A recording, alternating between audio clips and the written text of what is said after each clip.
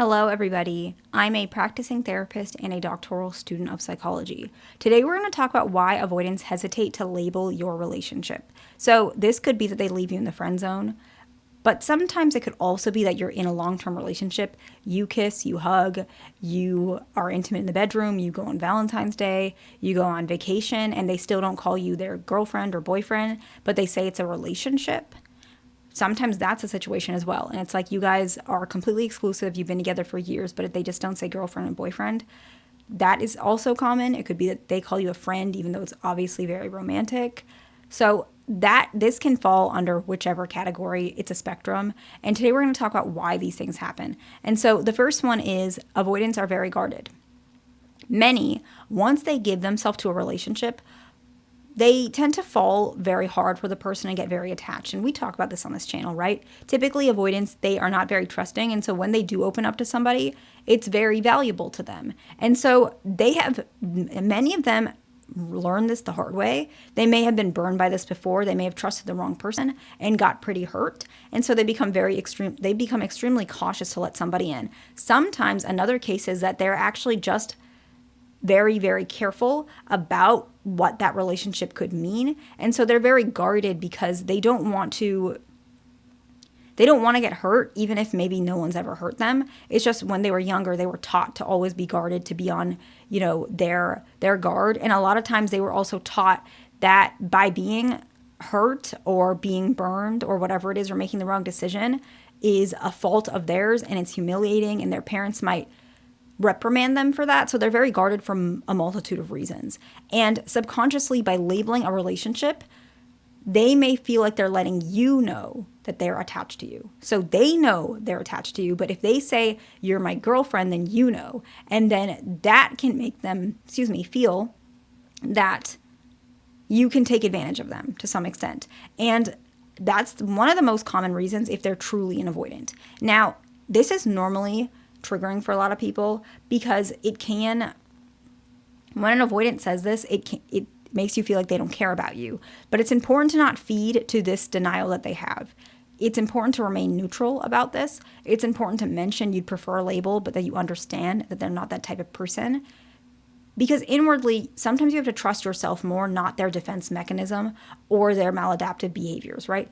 They're deactivating is what the strategy is called. And it just means that they're pushing you away subconsciously. But if you react so heavily to when they do some of these behaviors, you are subconsciously telling them that what they're doing is on equal playing field to other normal, rational behaviors. And it's not, right? If a adult, for example, let's say a child is tantruming and they're crying and they're throwing things around, that's a normal behavior. But if an adult is doing that, and you're treating them exactly how you would treat a kid, you're reinforcing that behavior because you're saying this is normal to some extent. However, obviously you can say, that's not normal, or you might, even if they're telling you this is normal, in your mind, okay, this is not normal. An adult throwing things around and crying is not normal. What can I do? Should I help them? Should I let them, process it by themselves? You have to act a little bit differently because it's not normal. It's the same thing. If a normal person says, hey, I don't want a relationship, you take that seriously. And I'm not saying a normal person like avoidants are abnormal. I'm not saying that. A secure person. If a secure person says, I'm not ready for a relationship, this, you take it, okay, you're not ready for a relationship. I have to think about, do I want this? How is this going? Where is this going for me? If an avoidant says that, it's not the same thing because it's not. It's like an adult having a tantrum and you're acting like it's an actual child having a tantrum. It's not, right? The adult, there's a behavior that's not normal. You can't take it. If an adult is behaving that way, you have to adjust your strategy. Okay, so this is an avoidant and they're saying that they're not ready for a relationship. So in your mind, okay, this is not normal. I know they have traits of avoidant behavior. What can I do? Maybe I can understand that this is probably still a relationship, but they're uncomfortable with it. I'm going to look at other avenues. Okay, are we exclusive? Do we text daily for the most part? Do we see each other regularly? Have we been seeing each other for years? Okay, that means we're likely in a relationship, but they're just not ready for that for whatever reason. And that's up for you to decide. But it's important to not take 100% what they're saying so seriously because it's maladaptive and it's unhealthy. It comes from their trauma. The next one is they're afraid to disappoint you. some people and a lot of people have increased expectations if the relationship is labeled, which can increase the likelihood that they can disappoint you. It's important if you are an avoidant and you're struggling with this, understand that you and your partner will disappoint each other. It's common. It happens with couples. It doesn't mean the relationship will fail. As a partner, it's important to show that you can accept disappointment throughout the relationship. That will create a safe space. The next one is they will only label the relationship if they are 100% sure. And usually this is the tricky part, because normally this is what I see when I'm practicing. It's like you're a relationship, but you're not girlfriend or boyfriend. And then when they're 100 or 200% sure, what they do is they just jump straight to wife or husband. And so some avoidants do that. And so you may never get the relationship girlfriend or boyfriend, but you may at one point become husband or wife.